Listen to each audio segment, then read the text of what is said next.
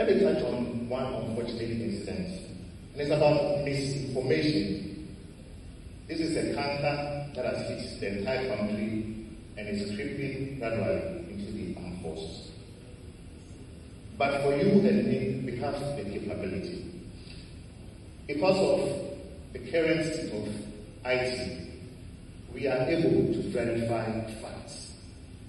So when some mischievous personnel, for whatever reason, throws out untruth in the media space that it concerns us as military personnel, the least we can do is to just fact check. And I'm saying this in regards to some viral videos that have been running around the media space, alleging that the government of Ghana receives so much money for peacekeeping and it gives so little. These are very verifiable facts.